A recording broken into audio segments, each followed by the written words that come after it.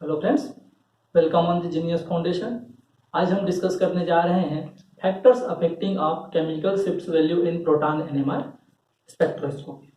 चलिए बात करते हैं factors affecting del value. Chemical shifts को कौन कौन से फैक्टर हैं जो इफेक्ट करते हैं।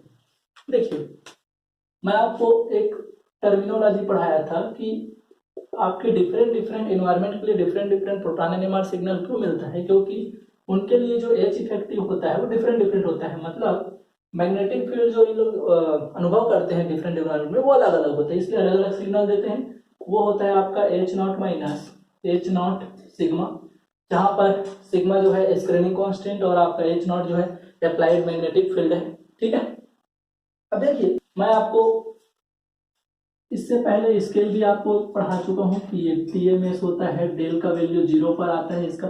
ठीक है, और ये आपका 10 तक वैल्यू चलते रहता है, ये 1 2 एंड 3 एंड 4 5 6 7 8 9 एंड 10। ठीक है, तो ये एक टाउ स्केल या डेल स्केल बोल सकते हैं हम, प्रोटॉन एनएमआर में यूज होता है। एनएमआर स्पेक्ट्रा ऐसे ही मिलते हैं। इसके लिए ये जो आपका लेफ्ट साइड का जो एरिया है उसको बोलते हैं हम डीशिल्डिंग जोन। वैसे ही ये जो आपका एरिया है उसको बोलते हैं अपशिल्डिंग या शिल्डिंग जोन। ठीक है, या आप बोल सकते हैं अप फील्ड डाउन फील्ड। ठीक है, ये टर्मिनोलॉजी मैं आपको पहले ही बता चुका हूं। बात करते हैं कि डिशिल्डिंग का मतलब क्या होता है और शिल्डिंग का मतलब क्या होता है। तो देखिए, एक जगह अपन बात करेंगे इलेक्ट्रॉन डेंसिटी डिक्रीजिंग। ठीक है, वैसे ही एक बात करेंगे इलेक्ट्रॉन डेंसिटी इंक्रीजिंग। क्लियर है? देखिए, इलेक्ट्रॉन डेंसिटी डिक्रीजिंग का मतलब क्या होता है, तो इसका मतलब है आपका secondary magnetic field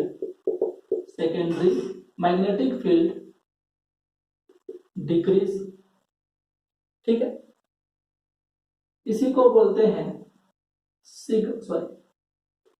H naught sigma decrease. अरे क्लियर है? ठीक है, इसके बाद ये जो आपका सेकेंडरी मैग्नेटिक फील्ड डिक्रीजिंग का मतलब होता है कि वीक शील्डिंग।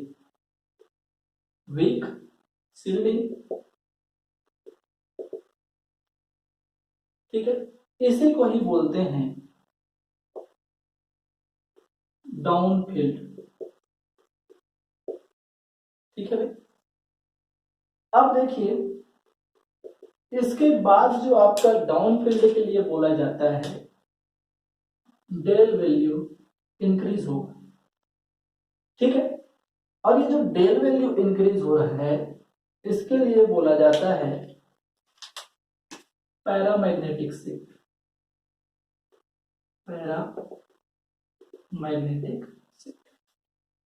ठीक है, अच्छा, अब अगर मैं बात करूं कि इलेक्ट्रॉन डेंसिटी इंक्रीजिंग का मतलब क्या होता है, तो इसको पढ़ते हैं अपन कि सेम उसके अपोजिट हो जाएगा ये। ठीक है, चलिए देखिए मैं क्या क्या लिखता हूं। इसके लिए बोलूंगा secondary magnetic field increases, secondary magnetic field increases. ठीक है, मतलब H naught sigma increases. Weak shielding को क्या बोलूंगा मैं? Strong shielding. वीक शील्डिंग को क्या बोलेंगे? Strong shielding. ये लो, ठीक है भाई। स्ट्रॉन्ग शील्डिंग को बोला जाता है अप शील्डिंग या अप फील्ड। Up field. इसको क्या बोलते थे? Down field. तो इसको क्या बोलते हैं? Up field.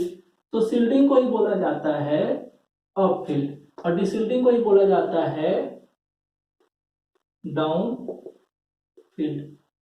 ठीक है। अब बात करते हैं, इसके लिए आपका जो डेल वैल्यू बोला जाता है डिक्रीज हो रहा है। इलेक्ट्रॉन डेंसिटी इंक्रीज मतलब डेल वैल्यू डिक्रीज।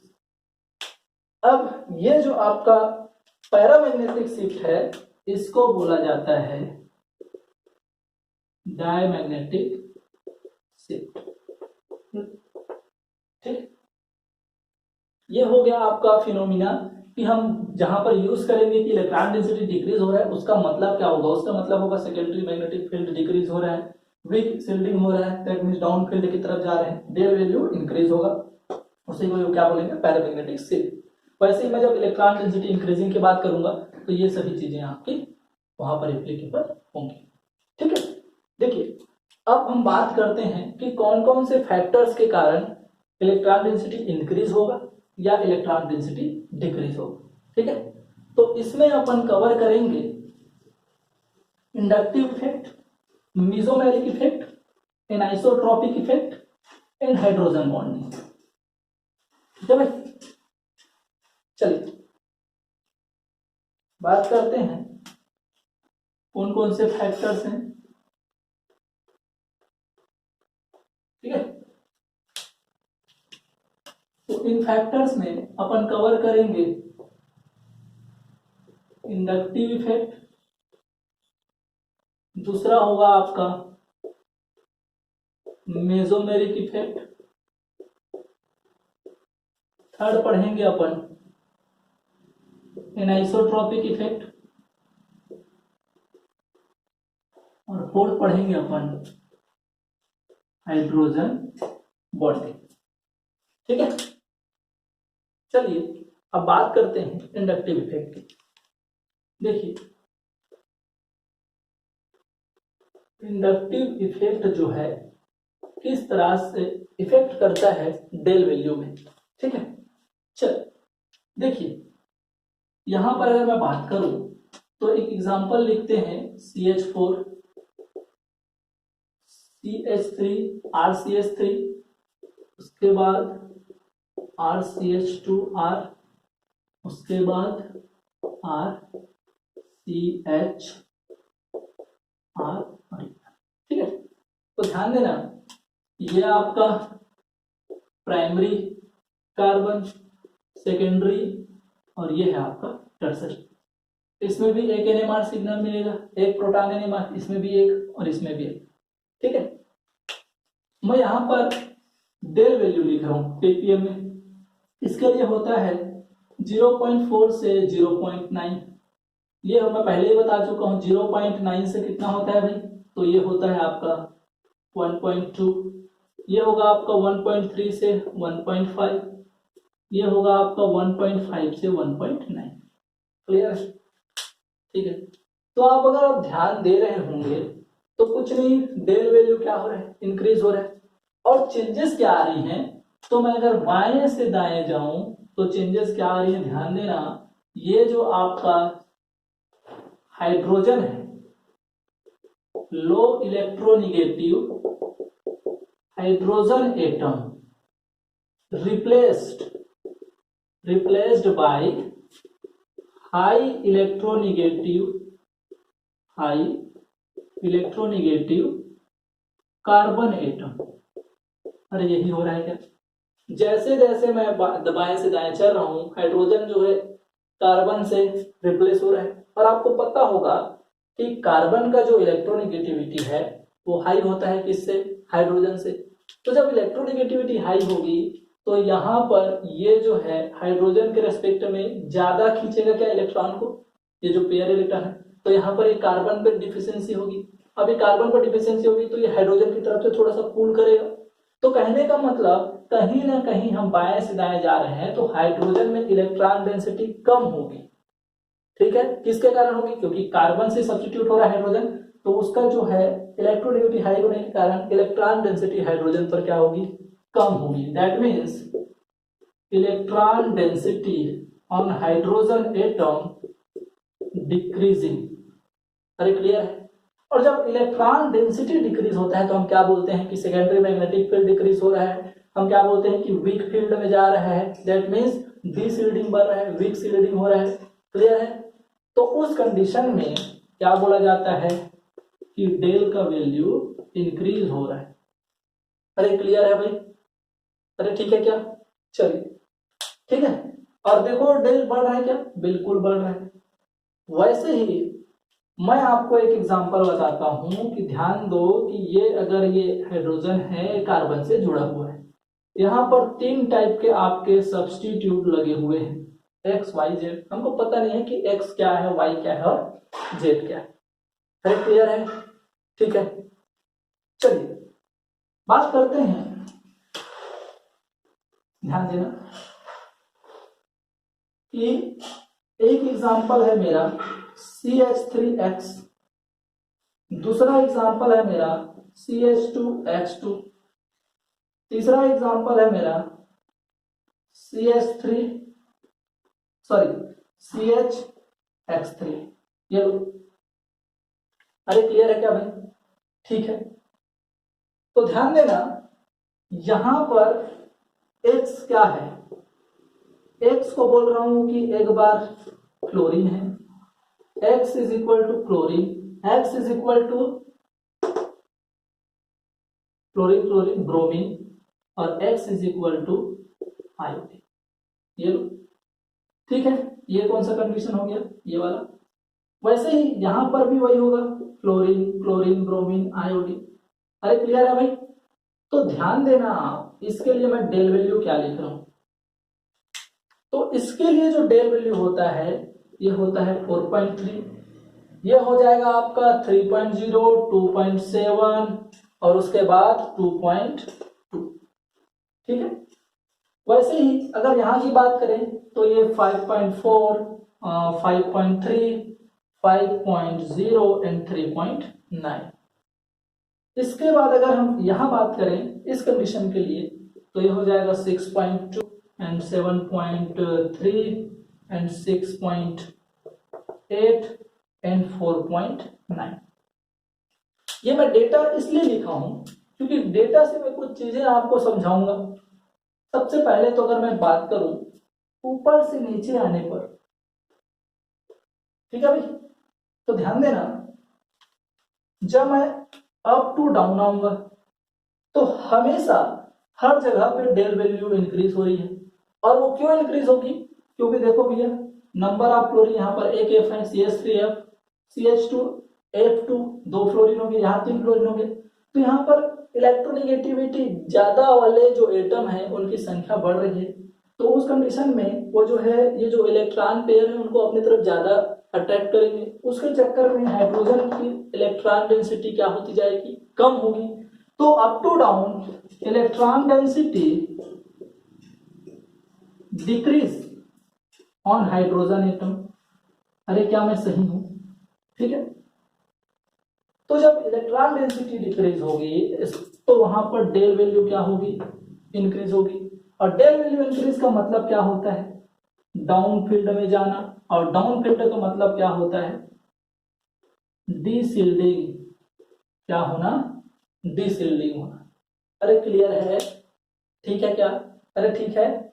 चल अब मैं ये आप अप टू डाउन को समझ गए, या अब मैं इसको थोड़ा सा मिटा रहा हूं क्योंकि इनको मैं एक अलग तरीके से रिप्रेजेंट करता हूं। ध्यान देना, ये आप अप टू डाउन तो समझ गए। अब ध्यान देना जब मैं बाएं से दाएं चल तो फ्लोरीन की इलेक्ट्रोनेगेटिविटी हाई होती है क्या, बिल्कुल। क्लोरीन की उससे कम, ब्रोमीन से उससे कम और आयोडीन की उससे कम। तो बाएं से दाएं जाने पर इलेक्ट्रोनेगेटिविटी क्या हो रही भैया, इलेक्ट्रोनेगेटिविटी ऑफ एक्स को चेंज करते जा रहे हैं, डिक्रीज। और इलेक्ट्रोनेगेटिविटी डिक्रीज होगी, इसका मतलब क्या होगा कि electron density increase. Electron density कहां पर, on hydrogen, on proton atom increase. और जब ये होगा, जब इलेक्ट्रॉन डेंसिटी इंक्रीज होती है तो क्या बोलते हैं, शिल्डिंग। और शील्डिंग के लिए डेल वैल्यू क्या होती है, डिक्रीज, और डेल वैल्यू डिक्रीज हो रही है क्या, अरे डेल वैल्यू डिक्रीज हो रही है क्या, ठीक है। तो देखना यहाँ पर ये इसके लिए मेरा डेल का ऑर्डर क्या होगा, तो ये होगा क्लोरीन का सबसे ज्यादा डेल होगा, देख लो है, उसके बाद क्लोरीन, उसके बाद ब्रोमीन और उसके बाद आयोडीन। तो जब X2 होगा 5.4, 5.3, 5.0, 3.9, तो भी तो यही ऑर्डर होगा, del is equal to F fluorine chlorine bromine and iodine, यही डेल का ऑर्डर है। अरे यही है क्या। उसके बाद बात आती है थर्ड की, तो ये सेम ऑर्डर जैसे ये फॉलो कर रहे हैं वैसा नहीं कर रहे हैं, क्यों, क्योंकि ध्यान देना ये वैल्यू जो है इससे भी कम है और इससे भी कम है, मतलब सबसे ज्यादा कौन है, क्लोरीन के लिए। तो ये डेल वैल्यू इसके लिए क्या हो जाएगा, क्लोरीन के लिए सबसे ज्यादा, उसके बाद किसका, ब्रोमीन का, उसके बाद फिर नंबर किसका आया, फ्लोरीन का, और उसके बाद फिर आयोडीन का। अरे ये लो, यही ऑर्डर है क्या, डेटा के हिसाब से तो यही ऑर्डर है। तो इसको हमको याद रखना है, ये आपका क्या हो गया, एक्सेप्शनल केस हो गया आपका, ये आपके एग्जाम में पूछा जा सकता है। अरे क्लियर है, ठीक है क्या। तो ये आपको थोड़ा सा ध्यान में रखना है, कब, जब CH(X3) हो और X का जो वैल्यू है वो चेंज होते जाए किसके साथ साथ, हाइड्रोजन को चेंज करने के साथ साथ। अरे क्लियर है भाई, अरे क्लियर है, ठीक है। चलिए अब हम मूव करते हैं, आप स्क्रीनशॉट ले लो और अपने नोट्स बनाते चल सकते हैं। अब हम चलते हैं मेसोमेरिक इफेक्ट की तरफ। एक्चुअली मेसोमेरिक इफेक्ट क्या है, ठीक है, और वो कैसा इफेक्ट डालता है डेल वैल्यू पर। मेसोमेरिक इफेक्ट ऑन डेल, ठीक है। अच्छा, इसी को तो क्या बोलते हैं, प्लस आर माइनस आर, ठीक है। चलिए एग्जाम्पल, अरे ये क्या है, बेंजीन, और बेंजीन से जुड़ा हुआ हाइड्रोजन कितने पे देता है रे भैया वैल्यू, तो आपको बताया था मैं, डेल इज इक्वल टू 7.2। लेकिन लेकिन लेकिन अगर यहां पर कोई x जुड़ा हुआ हो तो क्या होगा, तो उस कंडीशन में ये कहलाता है आर्थो, ये हो गया आपका मेटा, और ये हो गया आपका पैर, ठीक है। अच्छा, यहां पर x क्या शो कर सकता है, प्लस आर इफेक्ट भी शो कर सकता है, x जो है माइनस आर इफेक्ट भी शो कर सकता है। कोई भी इफेक्ट शो करे, चाहे वो प्लस आर हो चाहे माइनस आर हो, इसके ऊपर ज्यादा इफेक्ट होगा।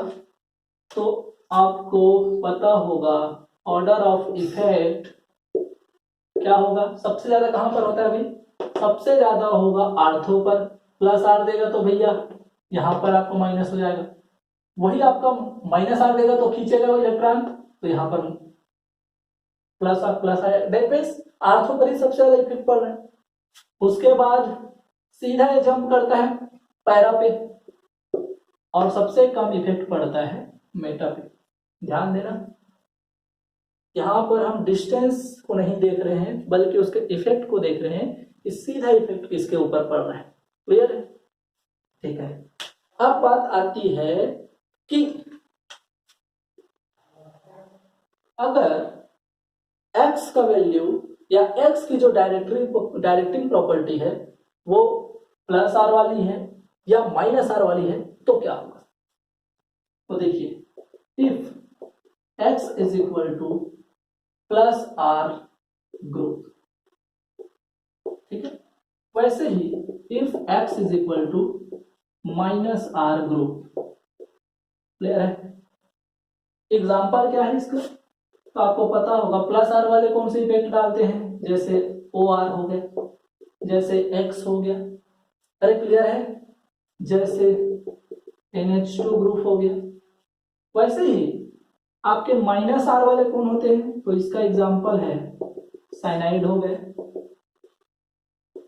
नाइट्रो ग्रुप हो गया, तो ये सब कौन है, माइनस आर वाले।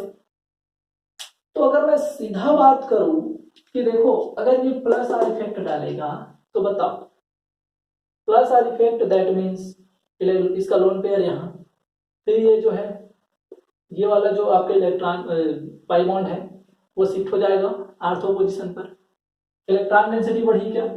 ठीक है, अगर आप समझ नहीं पा रहे होंगे तो मैं यहाँ पर आपको चीजें समझा देता हूँ। ये हो गया आपका जैसे कि x, तो ये अगर आपका प्लस आर ग्रुप है तो ये लोन पेयर यहाँ, ये यहाँ पर क्या आया माइनस, आर्थो पोजीशन पर इलेक्ट्रॉन डेंसिटी बढ़ी गया। अब ये जब इलेक्ट्रॉन डेंसिटी यहाँ आएगी तो ये वाला यहाँ आ जाएगा, उस कंडीशन पर फिर से कहाँ आ गए पैरा पोजीशन पर। तो इलेक्ट्रॉन डेंसिटी कहाँ बढ़ी, इलेक्ट्रॉन डेंसिटी सबसे ज्यादा कहां पर इफेक्ट पड़ा, आर्थो पर। उसके बाद फिर सीधा कहां इलेक्ट्रॉन डेंसिटी बढ़ गया, पैरा पर। उसके बाद फिर सबसे कम कौन से पोजीशन पर, मेटा पर। अरे यही है क्या, ठीक है।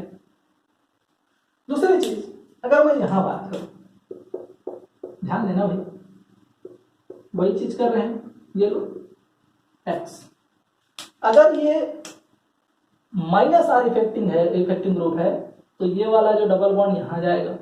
अरे क्लियर है, यहां पर आपका आएगा प्लस, आर्थो पोजीशन पर इलेक्ट्रॉन डेंसिटी कम हो गई, पॉजिटिव मतलब इलेक्ट्रॉन डेंसिटी कम।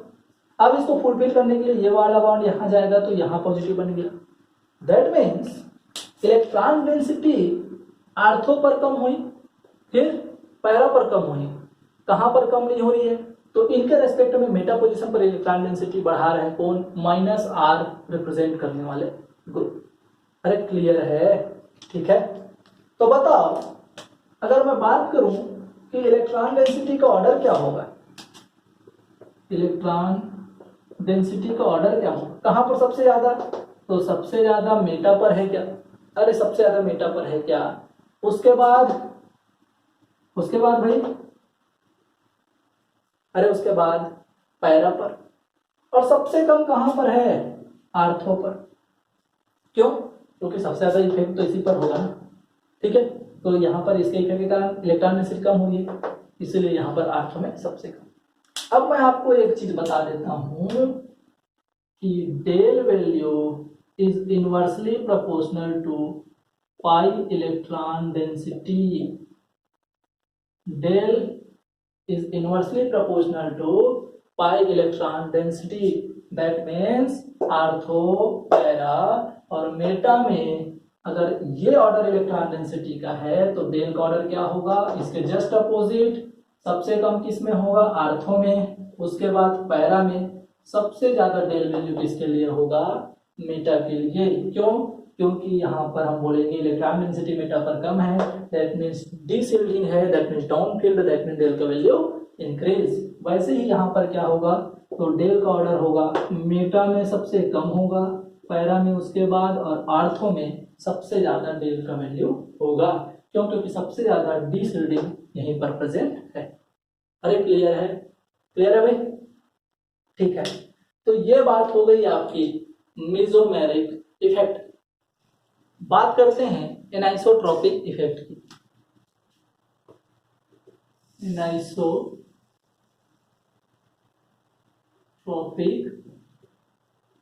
इफेक्ट,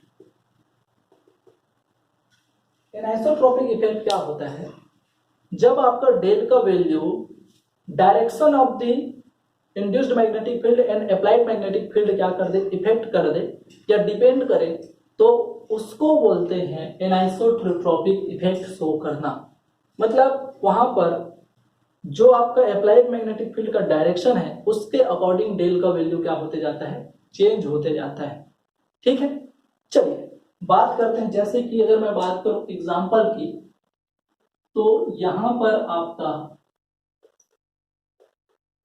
एक एग्जांपल है इथीन का।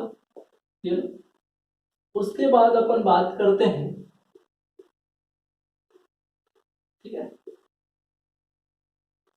ये लीजिए, और एक अपन बात करते हैं कार्बोनिल ग्रुप। तो जहां पर अगर आप ध्यान दे रहे होंगे तो देखिए ये भी आपका sp2 कार्बन वाला हाइड्रोजन है, ये भी आपका sp2 वाला है, और ये भी आपका क्या है, sp2 से जुड़ा हुआ हाइड्रोजन है। यहाँ पर हम बात करेंगे इस sp2 कार्बन से जुड़े हुए हाइड्रोजन।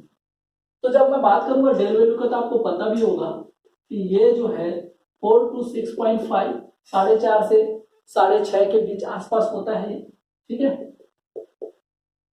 इसका आपको पता है कि ये 7.2 पर होता है, इसका वैल्यू होता है 9 to 10.5, ठीक है। तो ये जो है तीनों के तीनों sp2 हाइब्रिडाइज्ड हाइड्रोजन है, ठीक है। That means sp2 hybridised carbon से जुड़े हुए हाइड्रोजन है, लेकिन इनका डेल वैल्यू वेरिएशन का है। तो ये जो है हाई डेल वैल्यू क्यों एक्चुअली इतना रिप्रेजेंट कर रहे हैं, तो यहां पर इसको समझाया जाता है कि ये जो है एनाइसोट्रोपिक इफेक्ट शो करते हैं। और यहां पर अगर मैं एनाइसोट्रोपिक इफेक्ट को शो करूं तो ध्यान देना कि ये जो है आपका डायरेक्शन है अप्लाइड मैग्नेटिक फील्ड, और ये जो आपका इस तरह से ये रिप्रेजेंट किया जाता है। क्लियर है? यहां पर अगर मैं बात करूं कि डायरेक्शन क्या है मेरा, ये जो आपका जनरेट हो रहा है मैग्नेटिक फील्ड, उसका डायरेक्शन क्या है, तो इसको बोला जाता है कि ये टुवर्ड्स द ग्रेविटी वर्क करता है। ठीक है भाई, क्या वर्क करता है? Towards the gravity.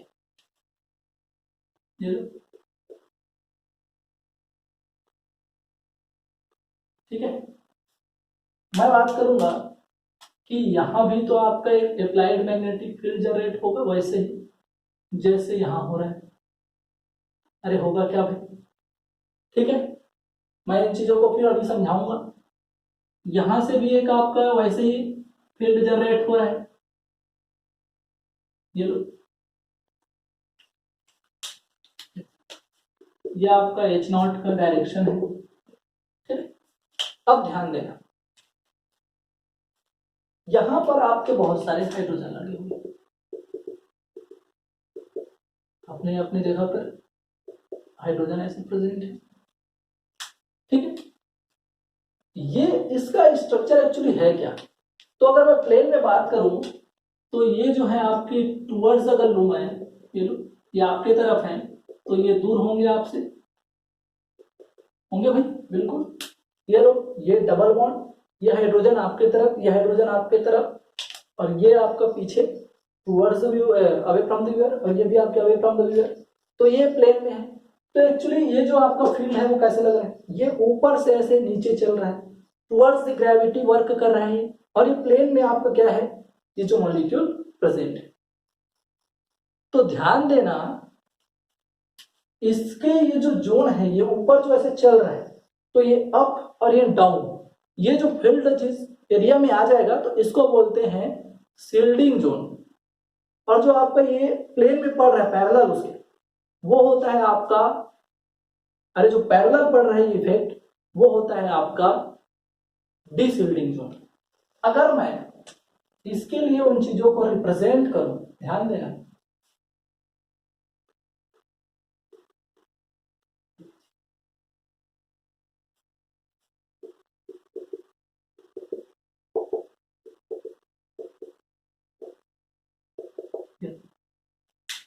तो अगर मैं इस फील्ड को अगर मैं रिप्रेजेंट करूं तो ध्यान देना,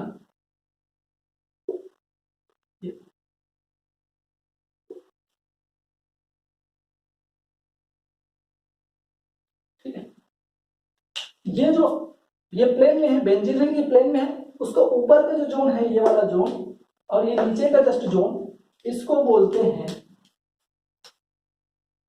high shielding zone. High shielding zone, ये भी क्या कहलाता है? High shielding zone. और ये जो आपका एरिया है जो पैरेलल, पूरा पैरेलल है, ये जो आपका प्लेन में है, ये एरिया कहलाता है डीशील्डिंग जोन। डीशील्डिंग जोन, और ये कहलाता है आपका, ये जो आपका पूरा ये प्लेन, ये वाला पूरा एरिया है, ये पूरा एरिया ऊपर और नीचे को छोड़ देते हैं प्लेन वाला एरिया, ये पूरा क्या कहलाता है, डिशिल्डिंग जोन। तो बताओ जितने भी ये प्लेन में आपके ये प्रोटॉन पड़ रहे हैं वो सभी किसमें आ रहे हैं, डिशिल्डिंग जोन में। तो इनके लिए डेल का वैल्यू इंक्रीज होगा कि नहीं, अरे इंक्रीज होगा कि नहीं, बिल्कुल होगा। अब ध्यान देना यहां पर ये डेल वैल्यू इंक्रीज होगा तो हाई शिल्डिंग जोन में डेल वैल्यू क्या होगा, डिक्रीज। अरे क्लियर है, ठीक है, आई होप कि इतना चीज समझ आया होगा। अब देखना ये आपकी बात आ गई थर्ड क्वेश्चन की। थर्ड क्वेश्चन में ये 9 to 10 कैसे चला गया, तो यहां पर ध्यान दीजिए, तो ये कार्बोनिल ग्रुप है, ये ऑक्सीजन का इलेक्ट्रोनेगेटिविटी हाई होता है, इसके कारण आंशिक ऋणावेश और यहाँ पर पार्सली पॉजिटिव चार्ज आता है। यहाँ पर पॉजिटिव चार्ज जो है ये हाइड्रोजन के बॉन्ड पेयर को अपनी तरफ क्या करता है, खींचता है। तो यहाँ पर आपका partially charge that means electron density क्या होती है, कम हो जाती है, और इलेक्ट्रॉन डेंसिटी कम मतलब डेल वैल्यू इंक्रीज, इसलिए इसका जो है 9 से 10.5 की तरफ डेल वैल्यू बढ़ता है। अरे क्लियर है, ठीक है।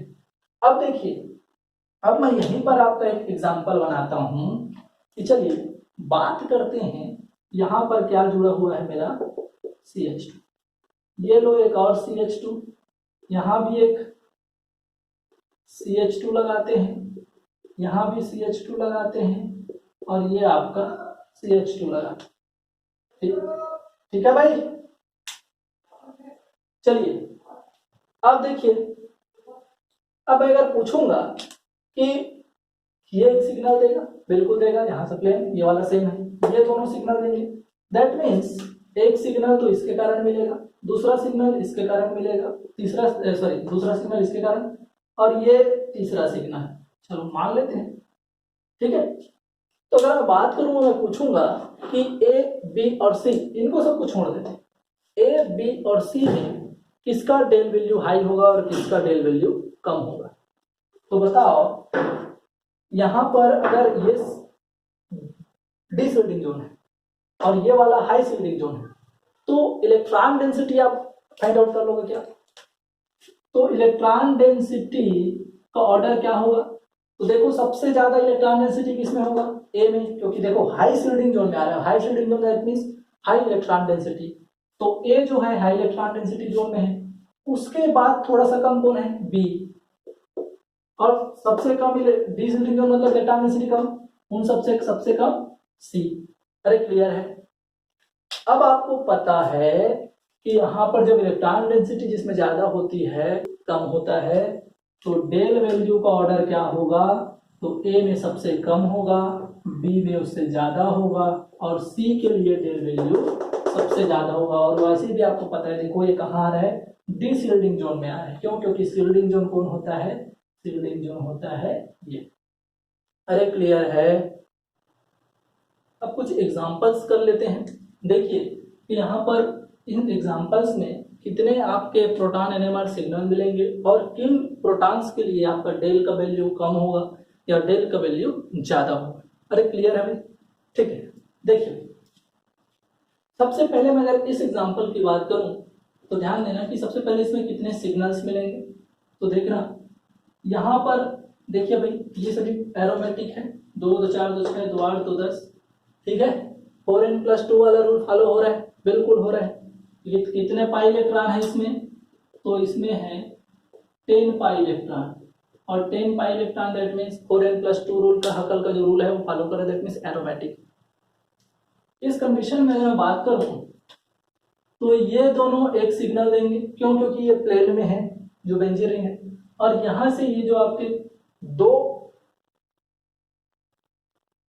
एक ब्रिज है जिसमें से 2 प्रोटॉन जुड़े हुए हैं, तो यहां पर एक प्लेन लगाऊंगा मैं, तो ये दोनों एक दूसरे के सेम होंगे भाई, मिरर इमेज है बिल्कुल। तो कहने का मतलब ये है कि यहां से इनके लिए इनके बीच से प्लेन लग रहा है, मतलब ये दोनों एक सिग्नल देंगे। उसके बाद ये प्लेन लग रहा है तो ये और ये वाले दोनों दूसरा सिग्नल देंगे। यहां से भी एक प्लेन लगेगा, एक जो है आपका इन दोनों को बीच से, और दोनों एक जो है दोनों हाइड्रोजन को काटते हुए, ठीक है। तो यहां से भी एक प्लेन है और यहां से भी प्लेन है, तो ये वाला प्लेन जो है ये बता रहा है कि ये दोनों सेम है। दैट मीन्स बी 4 प्रोटॉन मिलकर के एक सिग्नल देंगे। वैसे ही ये सी और सी ये वाला प्लेन बता रहे हैं और ये वाला प्लेन क्या बताएगा, ये भी सेम है। तो 3 सिग्नल मिलेंगे प्रोटॉन एनएमआर के। अब बात करते हैं कि किसका डेल वैल्यू ज्यादा हो। तो मैं अभी क्या बताया कि ये प्लेन में है, अब मैग्नेटिक फील्ड अप्लाई हो रहा है, तो यहाँ पर उसका अप जोन और ये जो आपका नीचे का जोन है वो शील्डिंग जोन आता है। तो कहने का मतलब ये आपका जो एरोमेटिक रिंग है उसके ऊपर में प्रेजेंट है कौन, ये प्रोटॉन। तो ये कहाँ आ रहा है, ये तो ये आपका आ रहा है शील्डिंग जोन में। अरे आ रहा है क्या भाई, शील्डिंग जोन में। तो शील्डिंग जोन में आने के कारण सबसे कम डेल वैल्यू किसी के लिए होगा, तो वो किसके लिए होगा, डेल वैल्यू ए के लिए। उसके बाद होता है सी के लिए और उसके बाद होता है आपका बी के लिए। अब बी का जो है आपका डेल वैल्यू सी से ज्यादा होने के कारण क्या है कि ये वाला जो आपका इन डबल बॉन्ड है उनके कारण भी आपका एक क्या होगा, पास के उसके एक डी क्या बोलते हैं मैग्नेटिक फील्ड जनरेट होगा, इंड्यूस्ड मैग्नेटिक फील्ड।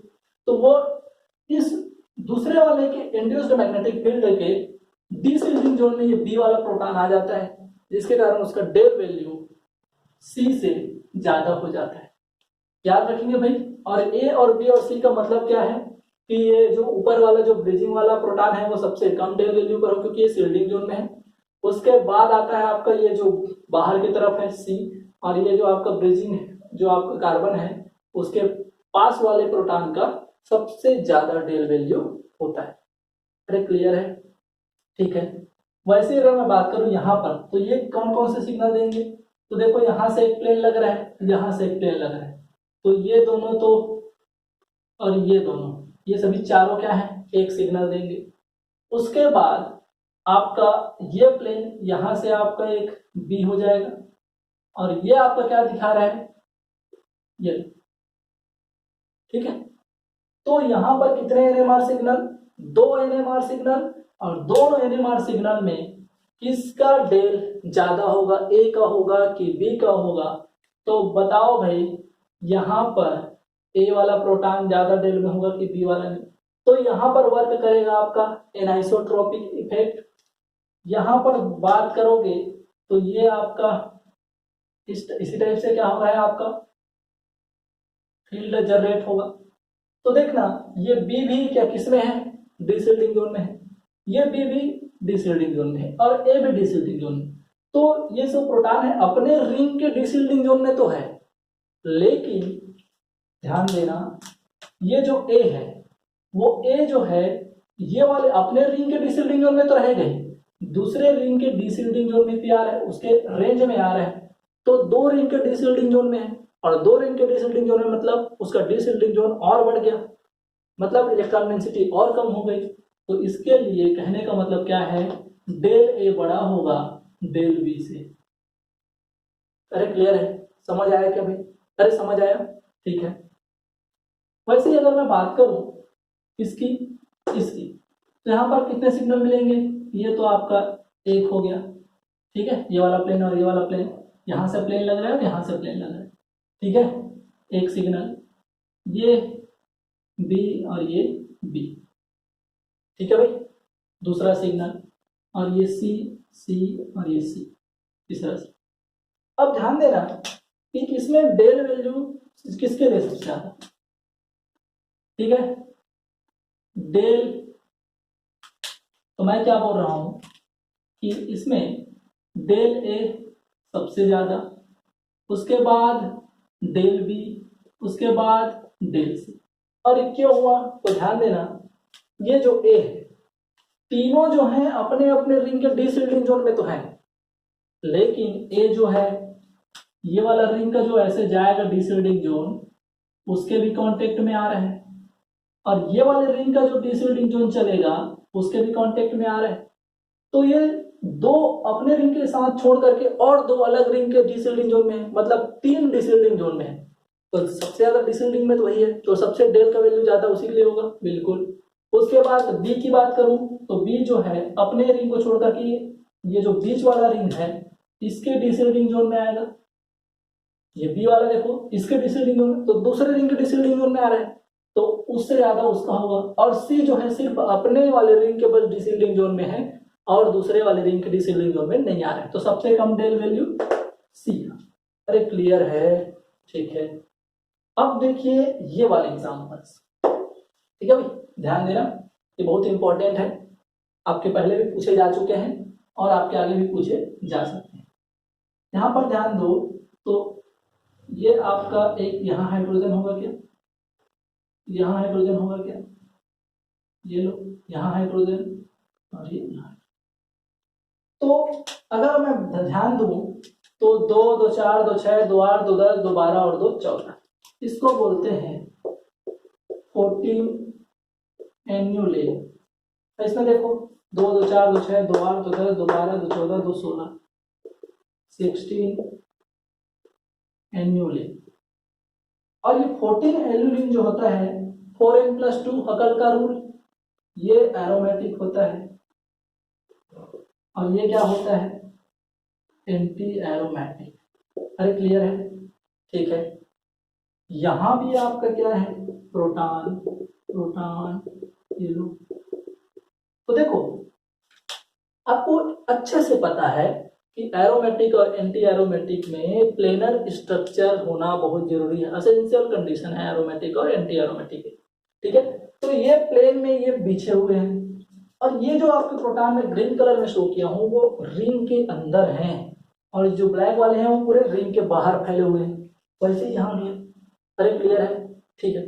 तो जब मैग्नेटिक फील्ड अप्लाई किया जाता है तो ये जो आपके इनर वाले जो आपके प्रोटॉन है इसको बोला जाता है हाई शिल्डिंग, याद रखेंगे भैया, क्या बोला जाता है, हाई शिल्डिंग में।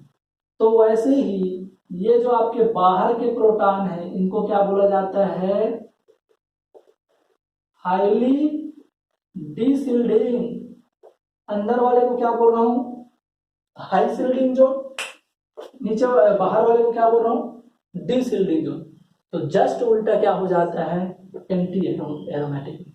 एंटी एरोमेटिक में ये जो अंदर वाले प्रोटॉन है वो क्या हो जाते हैं, हाई डीशिल्डिंग, क्या हो जाते हैं, डीशिल्डिंग। तो ये बाहर वाले क्या हो जाते हैं, हाईली शिल्डिंग, हाईली शिल्डिंग। अरे क्लियर है। तो यहां पर इसको याद कैसे करना है, तो आप दोनों को याद मत करो, या तो आप एरोमेटिक के लिए याद कर लो या एंटी एरोमेटिक के लिए याद करो।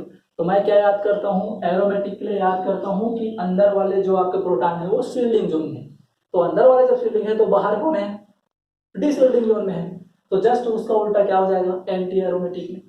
तो क्या करना पड़ता है, इसके लिए सबसे पहले एरोमेटिसिटी पहचाननी पड़ती है कि the molecule are is aromatic और एंटी एरोमेटिक। उसके बाद अंदर वाले को शील्डिंग बोलोगे कि बाहर वाले को शील्डिंग बोलोगे, ये याद रखना है। अरे क्लियर है। तो यहां पर मैं क्या बोलूंगा कि जो है आपके इनर प्रोटॉन है, जो इनर प्रोटॉन है उसका डेल ज्यादा होगा, सॉरी कम होगा इससे आउटर प्रोटॉन से। अरे यही तो बोलेंगे, क्यों, क्योंकि ये डिसिल्डिंग जोन में तो ज्यादा डेल वैल्यू होगा। वैसे ही अगर इसकी बात करें तो इसके लिए del proton inner should be greater, क्यों, क्योंकि ये डिसिल्डिंग जोन में आ रहे हैं, डेल आउटर। अरे क्लियर है, ठीक है भाई। चलिए ये बात हो गई किसकी, एन्युलिन की, एरोमेटिक और एंटी एरोमेटिक दोनों की, ठीक है। अब बात करते हैं इस, ये क्या है, ध्यान देना, 2 2 4 2 6 2 8 2 10 2 12 और 2 14। तो ये भी आपका क्या है, 14 पाई इलेक्ट्रॉन सिस्टम है, 14 पाई इलेक्ट्रॉन सिस्टम। और 14 पाई इलेक्ट्रॉन सिस्टम मतलब एरोमेटिक। और जब एरोमेटिक होगा तो ये जो है शील्डिंग जोन में आएगा, अंदर वाले हैं और बाहर वाले डीशील्डिंग जोन में। तो क्या बोलोगे आप, आपका जो आउटर वाला है उसका डेल वैल्यू ज्यादा होगा और अंदर वाला जो प्रोटॉन है वो क्या होगा आपका कम। इसको आप ऐसे भी बोल सकते हो sp2 प्रोटॉन का डेल वैल्यू क्या होगा ज्यादा होगा इससे sp3 प्रोटॉन डेल वैल्यू से। अरे क्लियर है क्या भाई? अरे क्लियर है।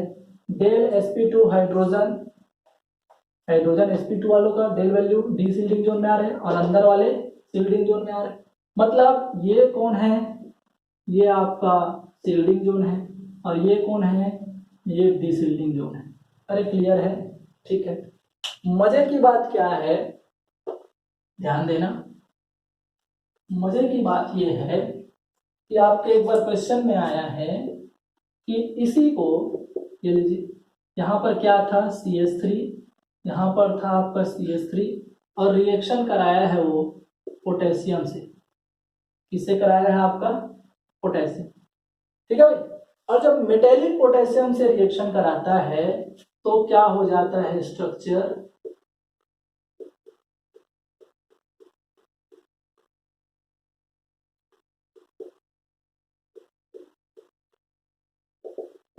ये लो मैं रेजोनेटिंग स्ट्रक्चर बना देता हूं।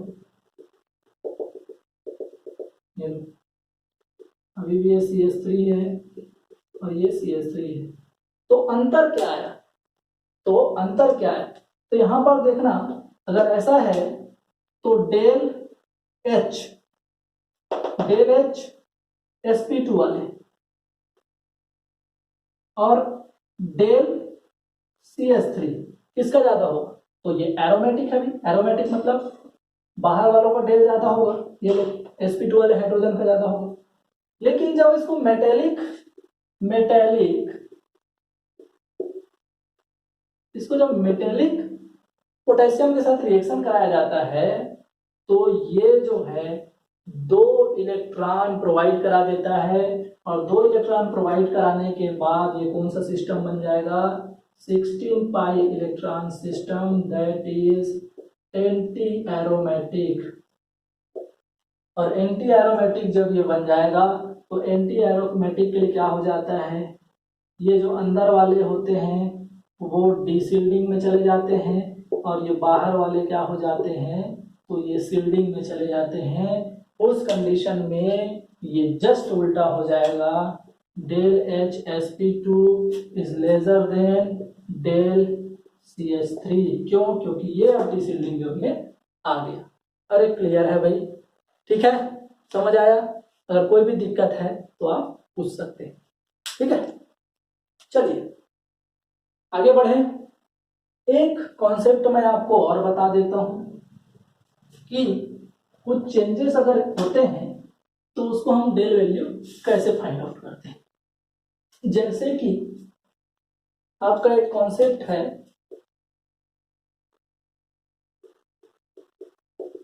H और ये चलो X और ये H। तो आपको पता होगा कि वैसा ऐसा वाला एग्जांपल मैं number of proton number signal में भी बता रहा था कि 3 सिग्नल आएगा, 1 2 3, क्योंकि तीनों प्रोटॉन अलग अलग डिफरेंट क्या है सिचुएशन एनवायरमेंट में है। इसके लिए मैं कंडीशन बता रहा हूं। पहला, if x is equal to OMe, ठीक है। दूसरा, x is equal to CN,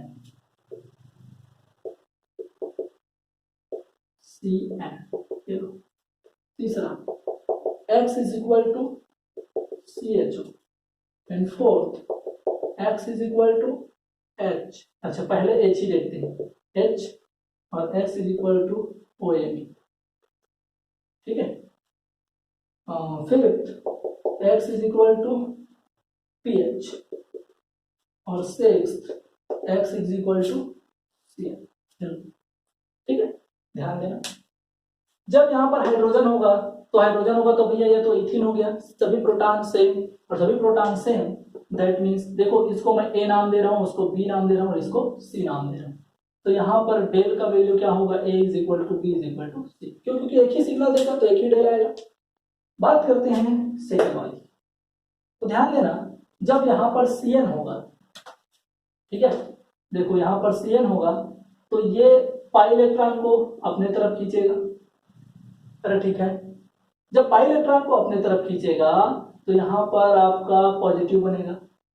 तो जब पॉजिटिव बनेगा तो इलेक्ट्रॉन डेंसिटी यहाँ कम होगी, तो इलेक्ट्रॉन डेंसिटी जब यहाँ कम होगी तो इसका इफेक्ट, देखो दोनों हाइड्रोजन इसी से जुड़े हुए हैं, इसका इफेक्ट किस पे ज्यादा पड़ेगा, इस पे कि इस पे। तो ये जो आपका जो एक दूसरे के एंटी पेरिप्लेनर है उसके ऊपर सबसे ज्यादा इफेक्ट पड़ेगा। दैट मीन्स यहाँ पर इलेक्ट्रॉन डेंसिटी बी वाले प्रोटॉन की सबसे ज्यादा कम होगी। दैट मीन्स सबसे ज्यादा डिसिल्डिंग जोन में बी जाए। अरे क्लियर है। और सबसे ज्यादा जब डिसिल्डिंग जोन में बी जाएगा तो डेल का वैल्यू भी क्या होगा, सबसे ज्यादा बी का होगा। क्यों? क्योंकि सबसे ज्यादा डिसिल्डिंग में यही गया। अब उसके बाद तो इसी का नंबर लगेगा, भले ही ये थोड़ा सा उल्टा है लेकिन इसी कार्बन पर है, तो उसके बाद सी का और सबसे कम आपका ए का। अरे क्लियर है। वैसे ही CHO का ये भी तो आपका जो है इलेक्ट्रॉन विड्रॉइंग ग्रुप है, तो इसके लिए भी डेल का वैल्यू यही होगा, बी सी और ये ए। अब बात करते हैं OMe की। तो OMe की अगर मैं करूंगा बात तो ये OMe हो गया भैया, ये लो। तो जब OMe लगाऊंगा तो ये इलेक्ट्रॉन रिलीजिंग ग्रुप है, तो ये अपना लोन पेयर रिलीज करेगा, फिर ये पाई इलेक्ट्रॉन यहाँ जाएगा तो यहाँ पर माइनस आएगा, तो यहाँ माइनस, तो सबसे ज्यादा जो है इसके एंटी पेरिप्लेनर वाले पर इफेक्ट पड़ेगा। तो सबसे ज्यादा शील्डिंग किसका होगा, बी का। तो सबसे ज्यादा जब शील्डिंग बी का होगा तो डेल का वैल्यू जो है सबसे कम किसके लिए आएगा, बी के लिए आएगा, क्योंकि सबसे ज्यादा शील्डिंग तो उसी में हो रहा है। उसके बाद सी का, और सबसे ज्यादा किसके लिए होगा, ए का। अरे क्लियर है, अरे क्लियर है भाई, ठीक है। वैसे ही अगर मैं बात करूं क्लोरीन के लिए, तो क्लोरीन भी यही फिक्स चल, इसके लिए ऐसा कर लेते हैं क्लोरीन और ये पीएच। क्लोरीन क्या करता है भैया, तो क्लोरीन भी तो आपका लोन पेयर डोनेट कर सकता है क्या, तो सेम इफेक्ट पड़ेगा क्या क्लोरीन वाले के लिए, तो सेम इफेक्ट पड़ेगा। तो यहाँ पर डेल का वैल्यू भी वही आएगा। क्लियर है। अब बात करते हैं फेनिल की, ठीक है। अब फेनिल की बात करेंगे तो ये आपका क्या हो जाएगा, तो ध्यान देना, इसके लिए मैं आपका स्ट्रक्चर बना देता हूं, ये लो, यही तो बनेगा भाई, ए बी और ये सी। एक्चुअली इसमें क्या होता है, इसका एनाइसोट्रॉपिक इफेक्ट लगेगा, ये लो। तो ये जो बेंजीन के डिसिल्डिंग जोन में कौन आ रहा है, HA, और जिसका डिसिल्डिंग जोन में जो आ रहा है उसका डिसिल्डिंग बढ़ेगा और उसके लिए डेल वैल्यू भी बढ़ जाएगा। तो सबसे ज्यादा डेल वैल्यू किसका हुआ, ए का। उसके बाद ये इसके करीब पड़ता है थोड़ा, तो उसके बाद नंबर लगेगा सी का, उसके बाद नंबर आता है फिर बी का। अरे क्लियर है।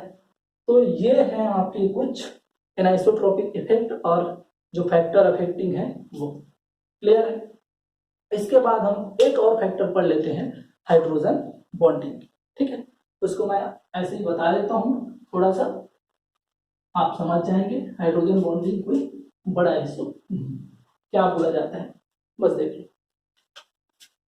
लास्ट इफेक्ट है हाइड्रोजन बॉन्डिंग। अब हाइड्रोजन बॉन्डिंग क्या है, तो इसके लिए बोला जाता है डेल की वैल्यू जो है डायरेक्टली प्रोपोर्शनल होती है स्ट्रेंथ ऑफ हाइड्रोजन बॉन्ड। क्यों? क्योंकि भाई जब हाइड्रोजन बॉन्डिंग बनेगी तो वहां पर उसकी जो है इलेक्ट्रॉन डेंसिटी कम होगी उस प्रोटॉन की, तो जितनी ज्यादा हाइड्रोजन बॉन्डिंग होगी उतना ही वहां पर इलेक्ट्रॉन डेंसिटी कम होगा। दैट मीन्स उतना ही डाउनफील्ड, दैट मीन्स डिसेंडिंग होगा, उसका डेल वैल्यू उतना ही ज्यादा हो। यही है। अब बात करते हैं इसके इफेक्ट की। तो ये हाइड्रोजन बॉन्डिंग जो है इफेक्ट करता है टेम्परेचर पर, सॉल्वेंट के नेचर पर, अरे क्लियर है भाई, और उसके कंसंट्रेशन पर, ठीक है। तो अगर मैं बात करूं डाइल्यूशन की, तो डाइल्यूशन का दो तरह से इफेक्ट पड़ेगा। कैसे?